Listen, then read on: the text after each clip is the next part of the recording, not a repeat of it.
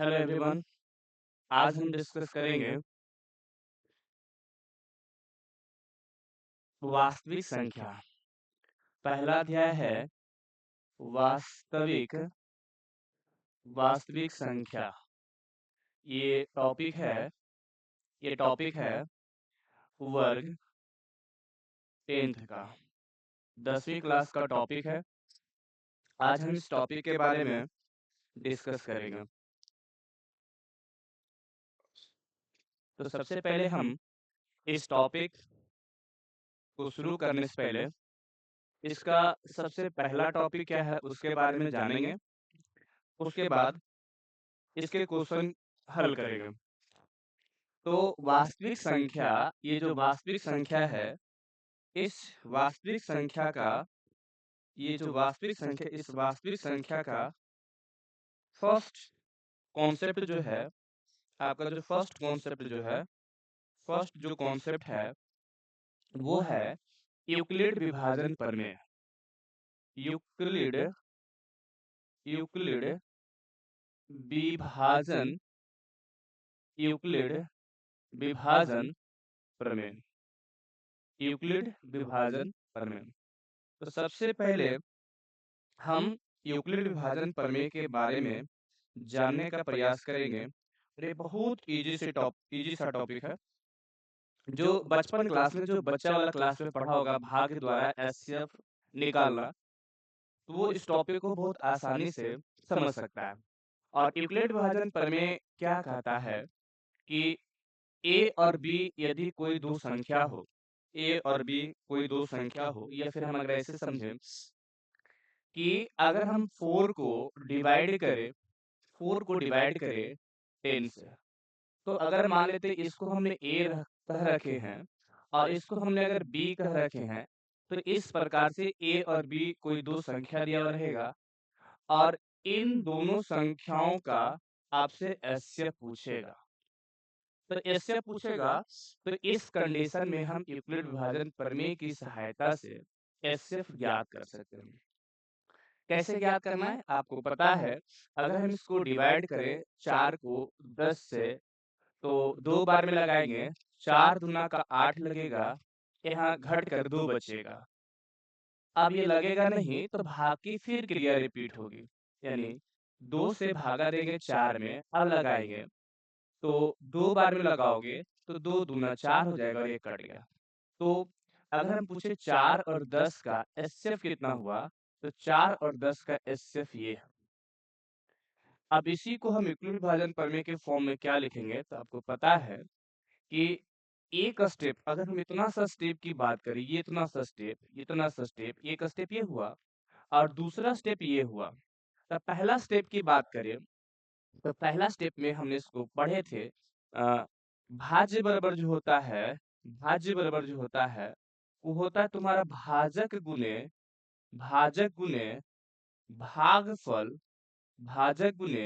भागफल और प्लस में शेषफल। तो ये जो फर्स्ट स्टेप है, इस फर्स्ट स्टेप को हम लिखना चाहेंगे तो 10 इक्वल टू लिख सकते हैं भाज्य बराबर भाजक गुने भागफल और प्लस शेषफल, भाजक गुने भागफल प्लस शेषफल। ये जो लिखने का तरीका, जो स्टेप है, यही स्टेप तुम्हारा यूक्लिड विभाजन प्रमेय कहलाता है। तो यूक्लिड विभाजन प्रमेय क्या है कि यदि ए और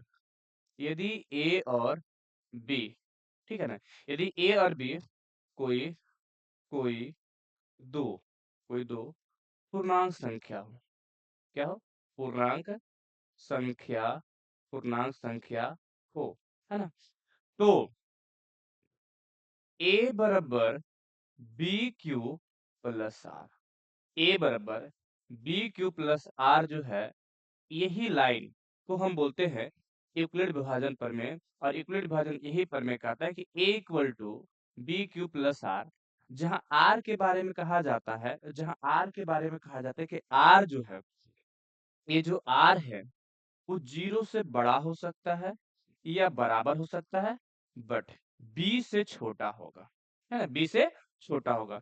तो यूक्लिड विभाजन प्रमेय क्या कहता है कि यदि ए और बी कोई पूर्णांक संख्या है या धनात्मक पूर्णांक संख्या हो, दो धनात्मक धनात्मक है ना, ए और बी दो धनात्मक पूर्णांक संख्या हो, तो ए बराबर बी क्यू प्लस आर, जहां आर तुम्हारा क्या है, 0 से बड़ा और बी से छोटा, और आर को रिमाइंडर कहते हैं, यानी आर यहाँ पर जो मिलेगा शेषफल मिलेगा। आर तुम्हारा क्या मिलेगा, शेषफल मिलेगा।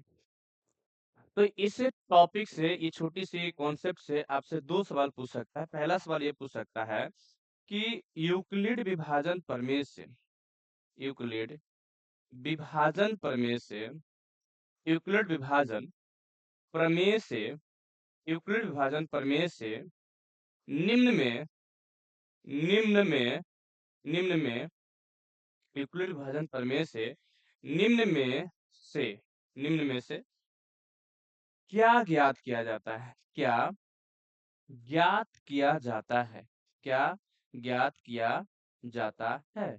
पहला सवाल आपसे ही पूछेगा, यूक्लिड विभाजन प्रमेय से पहला सवाल आपसे ही पूछेगा कि यूक्लिड विभाजन प्रमेय से निम्नलिखित में से क्या ज्ञात किया जाता है। अगर हम ऑप्शन दे दें तो फर्स्ट ऑप्शन दे देते हैं HCF, सेकेंड ऑप्शन दे देते हैं, हम ए नंबर ऑप्शन मान लेते हैं, सेकेंड ऑप्शन देते हैं LCM, थर्ड ऑप्शन देते हैं कि HCF और HCF और LCM दोनों, और ए बी और सी होना चाहिए, ABC, और लास्ट ऑप्शन दे देते हैं इनमें से सभी, इनमें से सभी। तो आपको पता है कि यूक्लिड विभाजन प्रमेय से सिर्फ और सिर्फ एचसीएफ ज्ञात किया जाता है। यूक्लिड विभाजन प्रमेय से क्या ज्ञात करते हैं, सिर्फ और सिर्फ एचसीएफ ज्ञात करते हैं यूक्लिड विभाजन प्रमेय से। यही बात सुन। दूसरा क्या पूछा जा सकता है इसी से कि अगर ए बराबर बी क्यू प्लस आर है, अगर हम इसी में दूसरा सवाल पूछे कि अगर ए, पहला एक को सुना दे रहे हैं कि यूक्लिड विभाजन प्रमेय, यूक्लिड यूक्लिड विभाजन यूक्लिड विभाजन प्रमेय प्रमेय ए बराबर बी क्यू प्लस आर के लिए, A equal to B Q plus R के लिए निम्न में से निम्न में से निम्न में से निम्न में से कौन सही है, कौन सही है, ये सवाल पूछेगा कि यूक्लिड विभाजन प्रमेय A equal to B Q plus R के लिए निम्नलिखित में से कौन सही है, ये आपसे सवाल पूछेगा। अगर मान लेते हैं फर्स्ट ऑप्शन कि बी से बड़ा हो आर का वैल्यू और 0 से छोटा हो, दूसरा ऑप्शन हो सकता है कि 0 से बड़ा हो आर का वैल्यू, 0 से बड़ा हो आर का वैल्यू और बी से छोटा हो, तीसरा ऑप्शन हो सकता है कि 0 से बड़ा और बराबर हो बट बी से छोटा हो, और चौथा ऑप्शन हो सकता है इनमें से कोई नहीं। तो इस प्रकार से सवाल यूक्लिड विभाजन प्रमेय से बनता है। तो बताइए यूक्लिड विभाजन प्रमेय से a equal to B Q plus R के लिए निम्न में से कौन सही होगा।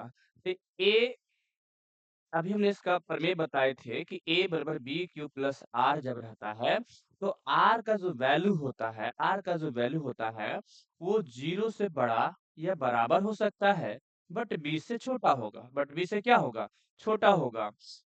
तो इसमें से ऑप्शन आप मिलाकर देखो तो पहला ऑप्शन नॉट पॉसिबल, दूसरा ऑप्शन भी नहीं होगा, तो इसका राइट आंसर होगा ऑप्शन नंबर सी। तो आपको समझ में आ रहा होगा कि यूक्लिड विभाजन प्रमेय से किस प्रकार से क्वेश्चन पूछा जाता है। और अगर हम बात करें, एक क्वेश्चन और लेते हैं, जैसे कि यदि मान लेते हैं कोई धनात्मक पूर्णांक संख्या x है, क्वेश्चन नंबर 3 की बात कर रहे हैं। यदि x कोई धनात्मक पूर्णांक संख्या है, जो क्वेश्चन देते हैं 4q plus are, 4q plus are, ठीक है, में आर का मान, आर का मान इसमें से यदि x कोई धनात्मक पूर्णांक संख्या और ये मान लेते हैं कि 4q प्लस आर है, में आर का मान, आर का मान निम्न में से निम्न में से निम्न में से कौन, निम्न में से कौन होगा। ये मान लेते सवाल तुमसे पूछा कि यदि x कोई धनात्मक पूर्णांक संख्या है जो इस फॉर्म में लिखा हुआ है 4q प्लस r के रूप में लिखा हुआ है। तो इसमें से r का मान जो होगा वो क्या होगा? अगर हम ऑप्शन डाल देते हैं, फर्स्ट ऑप्शन डाल देते हैं कि r का मान पॉसिबल है, r का मान पॉसिबल है 0, 1, 2, 3। दूसरा ऑप्शन देते हैं r का मान पॉसिबल है 1, 2, 3। तीसरा ऑप्शन देते हैं कि 1, 2, 3, 4 और लास्ट ऑप्शन हम देते हैं 1 और 2। अब इस प्रकार से तुमसे सवाल पूछा जा सकता है कि अगर x कोई धनात्मक पूर्णांक संख्या है और वो अगर 4q प्लस r के रूप में लिखा हुआ है, r का मान निम्न में से क्या होगा? r का मान निम्न में से क्या होगा? जहां पर q जो है कोई धनात्मक पूर्णांक संख्या है, जहां पर q क्या है? कोई धनात्मक पूर्णांक संख्या है। तो इस कंडीशन में r का मान क्या होगा? इसके बारे में बताना है। तो आपको पता है कि r का जो मान होता है वो 0 से बड़ा, 0 के बराबर, परंतु b से छोटा होता है। परंतु क्या होता है? b से छोटा। तो यहाँ से देखो कि b का वैल्यू कितना है? अगर हम a equal to B Q plus R का फॉर्म लिखे तो b देखिए किसके बराबर है? b आपके 4 के बराबर है, 4 के बराबर है ना? तो 4 से छोटा होगा r का वैल्यू और 0 से बड़ा होगा। यानी 4 तो हो ही नहीं सकता है, तो 4 ये नहीं होगा, है ना? 4 नहीं, 0 से बड़ा और 0 हो सकता है, तो 0 से बड़ा भी हो सकता है और 0 भी हो सकता है। तो इस क्वेश्चन में r का वैल्यू जो पॉसिबल है वो 0, 1, 2 और 3 पॉसिबल है ना? 0, 1, 2 और 3 पॉसिबल है, बाकी ये सब नहीं। पूर्ण रूप से ये अधूरा है ना? तो यदि x equal to 4q plus r दे रखा है और इसमें से तुमसे पूछ रहा है कि r का वैल्यू निम्नलिखित में से क्या होगा? r का वैल्यू निम्नलिखित में से होगा 0, 1, 2, 3 बस और कुछ नहीं होगा। 4 नहीं होगा। 4 क्यों नहीं होगा? क्योंकि यूक्लिड विभाजन प्रमेय कहता ही है कि r का जो वैल्यू होता है वो 0 से बड़ा, 0 के बराबर, परंतु b से छोटा होता है, b के बराबर नहीं होता। b के अगर बराबर का था तो ये वाला ऑप्शन हो जाता, लेकिन ये पॉसिबल नहीं है। तो हमने यूक्लिड विभाजन प्रमेय बता दिए। अब हम आपको बताते हैं कि एनसीईआरटी में कुछ एग्जाम्पल दे रखा है और यूक्लिड विभाजन प्रमेय को हम कैसे सॉल्व करेंगे। जैसे एक क्वेश्चन है, यहाँ पर हम लिए एनसीईआरटी का ही क्वेश्चन है और एनसीईआरटी का एग्जाम्पल है और ये सवाल कर रहा है कि 40, 52 12,576 और 12,576 का एचसीएफ यूक्लिड विभाजन एल्गोरिथम का प्रयोग करके ज्ञात करना है ना? दो संख्या दे रखा है। जब भी यूक्लिड विभाजन प्रमेय की बात करेगा, जब भी यूक्लिड विभाजन से तुमसे क्वेश्चन पूछेगा, तब दो संख्या दिया ही रहेगा। तीन संख्या में यूक्लिड विभाजन प्रमेय भी लगा सकते हैं, लेकिन मैक्सिमम केसेस में तुमको दो संख्या दिया रहेगा।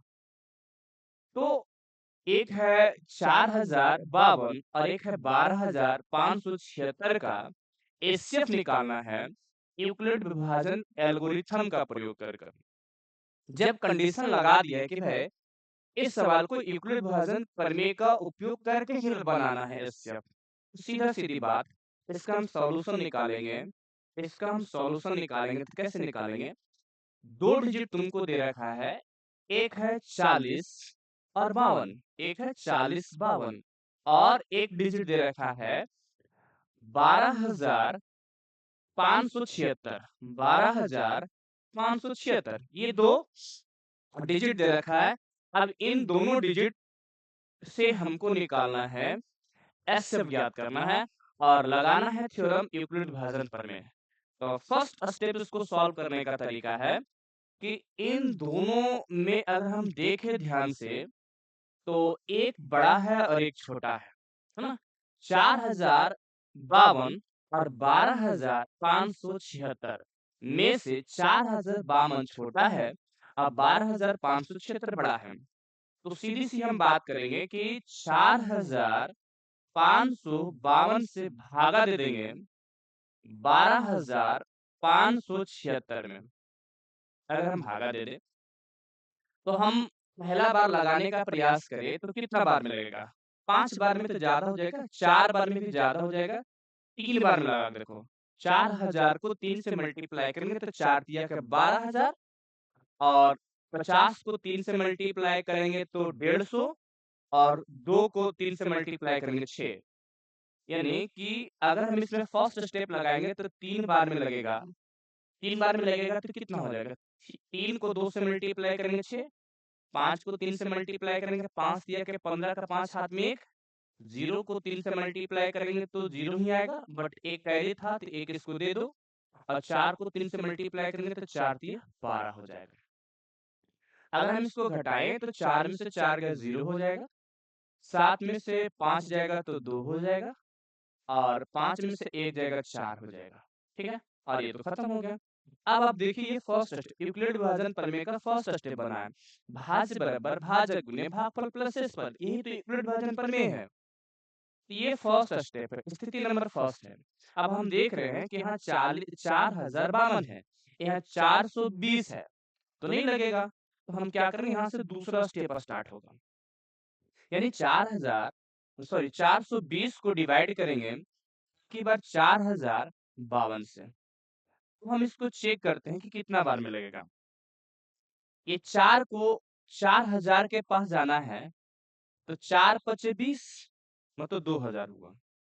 चलिए ठीक 32, चलिए ठीक 32 अगर 9 36 9 4 9 36 अगर 9 बार में लगाएंगे तो 3 मतलब 3600 लगभग और अगर 20 और जोड़ दो तो हम चेक कर लेते हैं कि 4020 को अगर हम 9 से लगाएं तो कितना लगेगा 0, 9 दूना 18 का 8 हाथ में 1, 9 चौका 36 और 1 37 लग जाएगा। ये हो जाएगा लग जाएगा 10 से बहुत ज्यादा हो जाएगा तो 9 बार में हम लगाते हैं। तो हम इसको 9 बार में डिवाइड करेंगे तो 0 को 9 से मल्टीप्लाई किए तो 0 आया, 9 को 2 से मल्टीप्लाई किए 18 आया, एक कैरी बचा और 4 को फिर हम 9 से मल्टीप्लाई करेंगे तो 9 से 36 और एक कैरी था, ये तुम्हारा 37 हो जाएगा। अगर हम इसको घटाएं तो 2 में से 0 गया तो 2 बचा, 5 में से 8 जाएगा नहीं, इसे लेंगे 15, 15 में से 8 गया तो यहाँ बचेगा 7, यहाँ पर कितना बच जाएगा, यहाँ पर आपका बच जाएगा 9, 9 में 7 जाएगा तो 2, इधर पूरे खत्म हो गया। अब देखो ये 420 और ये 272, ये छोटा ये बड़ा, फिर से हाँ तीसरा स्टेप स्टार्ट हो जाएगा। तो तीसरा स्टेप बनाएंगे तो कितना हो जाएगा 4 2 0। अब लगाओ कै बार में लगेगा, 2 बार में, देखो बहुत ज्यादा है, 2 बार में लगाओगे तो 2 दूना 400 और 72 को 2 से मल्टीप्लाई करो, 7 दूना 14 140 और 2 दूना 4, ठीक है। तो हम एक बार में इसको लगाएंगे, एक बार में लगाएंगे तो 2 7 2, 10 में से 2 गया तो उतर गया यहाँ पर 8, यहाँ बचेगा 11, 11 में 7 जाएगा तो 7 4 11, यहाँ बन जाएगा कितना, यहाँ बचेगा 3 और 3 में से 2 गया 1, तो यहाँ फिर से अगला स्टेप स्टार्ट हो जाएगा 272, है ना। अब इसको भागा देंगे तो देखो तो एक बार भी लगेगा क्योंकि 2 बार में लगाएंगे तो 1 को 2 से मल्टीप्लाई करेंगे तो 200 और 4 के 40 को 2 से मल्टीप्लाई करेंगे 80, तो यहाँ 272 तो है, तो एक बार में लगाना पड़ेगा फिर से। अगर हम एक बार में लगाएंगे तो 148 आएगा। अगर हम इसको सब पर घटाएं 12 में से 8 गया तो इधर 4 बच जाएगा और यहाँ हो जाएगा कितना 6 में से 4 गया तो 2 बच जाएगा और 2 में से 1 गया तो 1 बचेगा। देख लो एक बार सही से घटाएंगे ना, 12 में से 8 गया 4 बचा, यहाँ बचा 6 में से 4 गया तो 2 बचा, यहाँ 2 में से 1 बचा, ठीक है। अब यहाँ से फिर से अगला स्टेप स्टार्ट होगा 148, 148 फिर एक बार में ही लगेगा, एक बार में लगाएंगे तो 124, है ना। 8 में से 4 घटा दो तो यहाँ 4 बन जाएगा और 4 में से 2 घटा दो तो 2 बन जाएगा, इन्हें पूरे खत्म हो गया। और अब ये स्टेप बन रहा है, फिर 24 को डिवाइड करोगे कितना से 124 से, शेष तो ही बच रहा ना। अगर हम एक बार में लगाएं तो 148 में 124 घटाएंगे, 8 में से 4 गया 4 बचा, 4 में से 2 गया 2 बचा, बाकी खत्म हो गया। तो अब 24 को डिवाइड करेंगे 124 से। अब बताओ अगर 5 बार में लगाते हैं तो कितना हो जाएगा, 5 बार में लगाएंगे तो 20 पचे का 100 और 4 पचे का 20, हाँ लग जाता है। अगर हम 5 बार में लगाएं तो 5 चौका 20 के 0, हाथ में कितना बचेगा 2, 5 दूना 10 और 10 और 2 12। तो यहाँ पर कितना उतरेगा? ये 4 उतर जाएगा, इधर कितना हो जाएगा? 24 हो जाएगा। अब 4 को मल्टीप्लाई करो कितना से? 4 को 6 से करेंगे तो 4 6 कितना हो जाएगा? 24 हो जाएगा। अब ये पूरा-पूरी कट गया। तो हम सबसे पहले क्या करेंगे कि जो भी डिजिट दिया रहेगा उसको इस फॉर्म में चेंज कर लो, ठीक है ना? इस फॉर्म में चेंज कर लिए। अब यहाँ से हम लगाएंगे यूक्लिड विभाजन प्रमेय। तो लिखेंगे यूक्लिड यूक्लिड विभाजन प्रमेय से, यूक्लिड विभाजन प्रमेय से, है ना? यूक्लिड विभाजन प्रमेय से अगर हम लगाएं तो फर्स्ट स्टेप क्या लिखाएगा? भाज्य बराबर भाजक गुने भागफल प्लस शेषफल, यानी कि 12,576 भाज्य बराबर भाजक, भाजक कितना बन जाएगा? भाजक तुम्हारा बनेगा 4052 भाजक गुने भागफल प्लस शेषफल 420। फिर अगला स्टेप यहाँ से स्टार्ट होगा। अब दूसरा स्थिति में क्या लिखोगे कि 4 40 52 ये भाज बन गया, है ना? फिर से यहाँ भाज, भाज बराबर भाजक गुने भागफल प्लस शेषफल। फिर यहाँ से तीसरा स्टेप स्टार्ट होगा, यानी कि 420 को हम लिखना चाहेंगे तो लिखेंगे 272 गुने 1 और प्लस यहाँ पर कितना बचेगा? 148। यहाँ से तीसरा स्टेप स्टार्ट होगा कि 272 को हम लिखना चाहेंगे तो 272 को कितना लिखेंगे? 148 गुने 1 और प्लस में कितना हो गया? 148 गुने 1 प्लस में 124। सही ना? इसको लिखेंगे भाजक गुने भागफल प्लस शेषफल। तो 100 कितना हो जाएगा? 124। फिर अब हम लिखना चाहेंगे 100 कितना? ये स्टेप देखो यहाँ तक हो गया। अब 148 को क्या लिखेंगे? 148 को लिखना चाहेंगे फिर भाजक गुने भागफल प्लस शेषफल, यानी कि 124 गुने 1 प्लस 24। और इसमें स्टेप बनेगा भैया। तो यहाँ तक हमने कंप्लीट किया। यहाँ से फिर से देखो, अब 124 को क्या लिखना चाहेंगे? 124 को लिखना चाहेंगे 24 गुने 5 प्लस में 4। और ये लास्ट स्टेप हो गया कि अगर तुम लिखना चाहो 24 को तो 24 को लिखेंगे 4 गुने 6 प्लस 0। अब देखो यहाँ पर देख रहे हैं कि r इक्वल टू 0 आ गया। r इक्वल टू क्या आ गया? जब r इक्वल टू 0 आ गया तो यहाँ से लिखेंगे इसलिए HCF ऑफ कितना? 40 52 और कितना? 12,000 12,000। इसको हम ऊपर लिख देते हैं, है ना? जब r इक्वल टू 0 आ गया, हमने यहाँ देखा कि चूंकि r इक्वल टू तो 0 आ गया, शेषफल अब 0 बन गया, तो इसीलिए अब इसका जो HCF होगा कितना कितना का? 40 52 40 52 और 12,576 का निकालेंगे। अंतिम भाजक क्या है? जो अंतिम भाजक है वही एचसीएफ होता है, तो इसका एचसीएफ हो जाएगा 4। तो ये एनसीईआरटी का एग्जाम्पल था, फर्स्ट एग्जाम्पल था जिसको हमने सॉल्व किए। तो ये है तुम्हारा यूक्लिड विभाजन प्रमेय। इस बहुत सारे देखो टीचर इसको डायरेक्ट ऐसे ही बनाता है ना? ये डायरेक्ट ये इस प्रकार से लिख के बना दिया।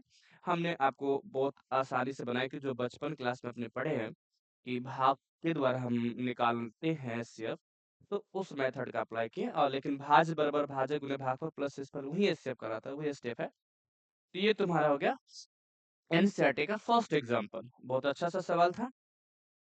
कुछ और सवाल देखते हैं। जैसे अगर हम मान लेते हैं कि अच्छा ये सवाल देखिए, इस सवाल को अगर हम देखें, है ना? इस सवाल को अगर हम देखें तो ये भी बहुत इम्पोर्टेंट क्वेश्चन है और हर किताब में लगभग मिलता है।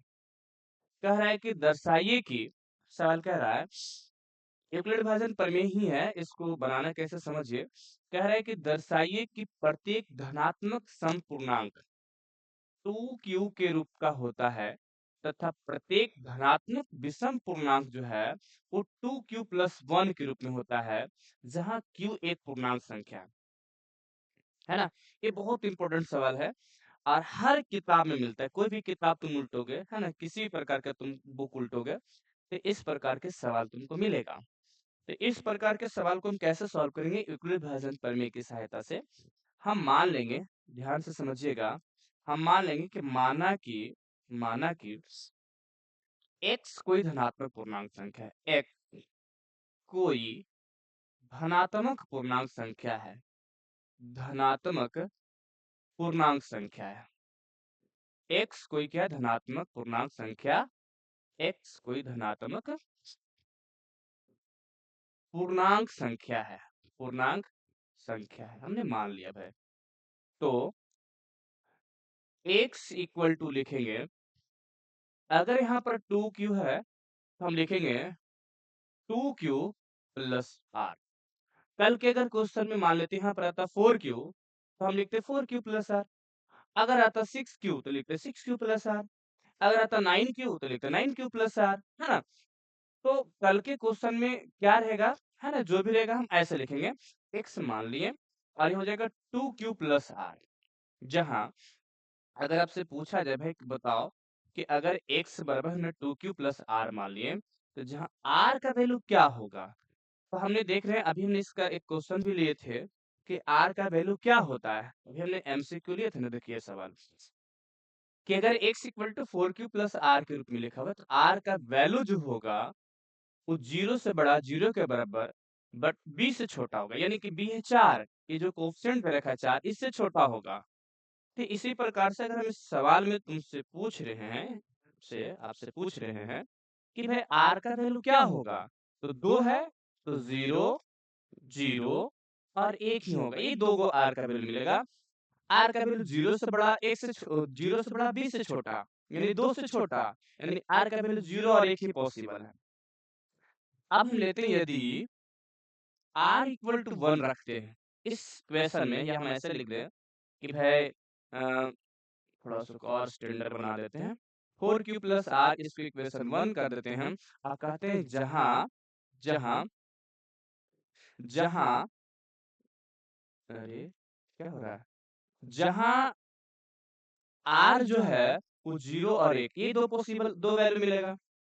अब हम लेते हैं, यदि r इक्वल टू 0 लेते हैं, r का वैल्यू 0 रखते हैं, फर्स्ट स्टेप में r का वैल्यू 0 रखते हैं, तो हम देखते हैं कि ये जो x का फॉर्म कैसे बनता है। x क्या बनेगा? तो x हो जाएगा 2q प्लस 0। अब 2q प्लस 0 को हम बारीकी से एनालिसिस करें तो 2, ध्यान से देखिएगा कि 2 तुम्हारा सम संख्या है, 2 जो है वो तुम्हारा सम संख्या है, ये 2 तुम्हारा सम संख्या है। और q के बारे में कह रखा है कि पूर्णांक संख्या है, q के बारे में कह रखा है पहले से कि पूर्णांक संख्या है। देखिए जहां q एक पूर्णांक संख्या है, q के बारे में पहले से बता रखा है कि पूर्णांक संख्या है, तो कोई भी सम संख्या में अगर हम पूर्णांक संख्या से मल्टीप्लाई करते हैं तो वो हमेशा सम संख्या देता है। इसका मतलब कि 2q प्लस 1, 2q प्लस 0 जो है वो क्या होगा? हमेशा सम संख्या होगा, हमेशा क्या होगा? सम संख्या होगा। तो यही तो दर्शाने के लिए कह रहा था कि 2q के रूप का होता है, जो सम पूर्णांक संख्या जो होगा वो 2q के रूप में होता है। तो एक तो हम दिखा दिए कि भाई 2q के रूप में हमने देखा, तो देखो ये पता चल रहा है कि सम संख्या है। वैसे ही यदि हम r इक्वल टू 1 ले, r इक्वल टू कितना ले? 1 ले, तो आपको पता चलेगा कि x का जो वैल्यू बनता है वो 2q प्लस 1 होता है ना। r की जगह पर इनपुट करेंगे ना, r को अगर 1 दे देंगे इस इक्वेशन में, या फिर हाँ, लिख सकते हो यहाँ पर, चलो ठीक है कोई दिक्कत नहीं। तो x का वैल्यू 2q प्लस 1, इसमें इक्वेशन 1 में हमने r का वैल्यू 1 पुट किए, तो हमको यहाँ से क्या पता चला? अभी हमने देखा कि 2q जो है, अभी हमने यहाँ पर चेक किया कि 2q जो है वो सम संख्या है। अभी हमने चेक किया ना कि 2q क्या है? सम संख्या है। अब सम संख्या में अगर कोई एक जोड़ दे, कोई भी सम संख्या ले लो, तुम अगर उसमें एक जोड़ोगे तो वो हमेशा जो है वो विषम संख्या देगा। कौन सी संख्या देगा? विषम संख्या देगा। सम संख्या में अगर हम एक जोड़ेंगे तो हमेशा कौन सी संख्या देगा? विषम संख्या देगा। तो दूसरा भी हमको पता चल गया कि 2q प्लस 1 का रूप में जो भी होगा वो धनात्मक विषम पूर्णांक संख्या होगा। तो इसका सॉल्यूशन ये हुआ, इस प्रकार से इस क्वेश्चन को दिखा सकते हैं। तो ये क्वेश्चन आपको बढ़िया समझ में आया होगा। ऐसे ही और है यूक्लिड विभाजन प्रमेय से जो एनसीईआरटी, ये आपका एनसीईआरटी एग्जांपल था। एक और ऐसा ही सवाल है, जैसे देखिए ये एनसीईआरटी का एग्जाम्पल नंबर 3 है। आप जब एनसीईआरटी बुक उल्टोगे तो एग्जाम्पल नंबर 3 देखोगे, तो एग्जाम्पल नंबर 3 में यही आपको क्वेश्चन मिलेगा। और ये क्वेश्चन क्या कहता है कि दर्शाइए कि एक धनात्मक विषम पूर्णांक जो होगा, धनात्मक विषम पूर्णांक जो होगा वो 4q+1 या 4q+3 के रूप में होता है, जहां q एक पूर्णांक संख्या है। ये तुम्हारा सवाल है, ये एनसीईआरटी का एग्जाम्पल नंबर 3 है।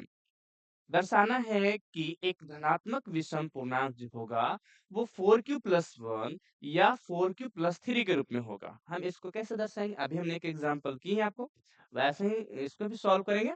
तो पहले पहले क्या करेंगे, मान लेंगे। क्या मानेंगे, माना कि x एक धनात्मक धनात्मक x एक धनात्मक पूर्णांक संख्या है। x एक धनात्मक पूर्णांक संख्या है। हमने इसको मान लिया कि माना कि x क्या है, एक धनात्मक पूर्णांक संख्या है। तो इस x को क्या लिखेंगे, x को लिखेंगे जैसे हमने बताया था पिछला क्वेश्चन में, यहाँ 4q है तो यहाँ पर x इक्वल टू जो होगा वो 4q+r होगा। जहां r के बारे में तुमसे पूछा जाए, जहां r के बारे में तुमसे पूछा जाए तो 0 1 2 3 4। बताइए क्या 4 पॉसिबल है, नहीं 4 पॉसिबल नहीं है। आर का वैल्यू जो बनेगा 4 से छोटा होगा, यानी कि 0 1 2 3, बस इतना ही आर का वैल्यू पॉसिबल है। क्योंकि यूक्लिड भाजन पर में तो पढ़े हैं कि a बराबर b q प्लस r होता है। आर का वैल्यू 0 से बड़ा और b से छोटा होता है और 0 के बराबर भी होता है। तो हमने x equal to 4q plus R कर दिए, r इक्वल टू 0 1 2 3 होगा। अब पहला कार्य इसको आप बताइए कि ये जो संख्या होगा विषम पूर्णांक संख्या होगा, कैसे होगा चेक करते हैं। तो हम क्या करेंगे, यदि समीकरण 1 में r इक्वल टू 0 नहीं पुट करना है, अच्छा आप चाहो तो 0 पुट कर सकते हो। चलो फर्स्ट स्टेप में यदि यदि हमने r इक्वल टू 0 रखा है ना, समीकरण 1 में r इक्वल टू 0 रखा, तो आप देखो कि x का वैल्यू क्या बनेगा, 4q ना, 4q x का वैल्यू क्या बनेगा 4q। r को कितना देंगे, 0 देंगे, r को 0 दे देते हैं।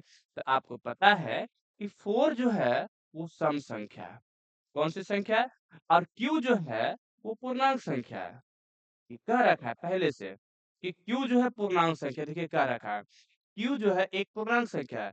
तो कोई भी सम संख्या में अगर पूर्णांक संख्या को मल्टीप्लाई करते हैं तो हमेशा आउटपुट जो देता है वो सम संख्या देता है। तो हमको क्या पता चला कि 4q जो होगा वो सम संख्या होगा। वैसे ही यदि हमने r इक्वल टू 1 रखा, तो इस x का वैल्यू चेक करो, तो ये 4q r को अब की बार कितना देना है, 1 देना है। तो जब हम r को 1 देंगे तो हमको क्या पता चलता है कि 4q जो है वो सम संख्या है। वो तो पहले हमने पता कर लिया, देख लो 4q जो है क्या है, सम संख्या, वो तो हमने पहले पता कर लिया। और सम संख्या में अगर 1 जोड़ दे, सम संख्या में अगर हम 1 जोड़ दें तो आपको पता है कि कोई भी सम संख्या में 1 जोड़ा जाता है, आउटपुट हमेशा विषम संख्या मिलता है ना। तो यही तो दर्शाना था कि 4q+1 जो है वो एक प्रकार का विषम धनात्मक पूर्णांक संख्या है। तो पता तो चल रहा है कि देखो तो 4q+1 एक विषम पूर्णांक संख्या है। वैसे ही अगर अगर यहाँ देखो 4q+3 यानी r कितना लेने के लिए कह रहा है, r 3 लेने के लिए कह रहा है। तो अब की बार हम 2 ना लेकर डायरेक्ट हम r लेते 3। r अगर हम 3 लेंगे तो इस x का वैल्यू को चेक करो, तो 4q r को इसी में देखो, r को कितना देंगे, 3 देंगे, r को हम 3 दे देते हैं। तो आपको पता है कि 4q हमेशा सम संख्या होगा। ये कौन सी संख्या होगी, सम संख्या होगी। 4q क्या होगी, सम संख्या होगी। और 3 तुम्हारा कौन सी संख्या है, विषम संख्या है। कोई भी सम संख्या में अगर हम विषम संख्या को ऐड करते, कोई भी तुम सम संख्या ले लो, कुछ भी ले लो, उसमें तुम अगर विषम संख्या ऐड करोगे, हमेशा आउटपुट जो मिलेगा वो विषम संख्या ही मिलेगा, विषम संख्या ही मिलेगा। तो हमने दर्शा दिए, दर्शाने के लिए कह रहा था ना, तो हमने दर्शा दिया कि 4q+1 जो होगा वो भी विषम संख्या होगा और 4q+3 जो जो जो होगा वो भी विषम संख्या होगा। देखते हैं क्या यूक्लिड विभाजन प्रमेय से और कोई क्वेश्चन है जो एनसीईआरटी एग्जाम्पल में है? नहीं है। चलिए एक क्वेश्चन हम और आपको बताते हैं। क्या बताते हैं कि अभी हमने जो क्वेश्चन किया, एग्जाम्पल किया, उससे भी सवाल एमसीक्यू में पूछा जाता है।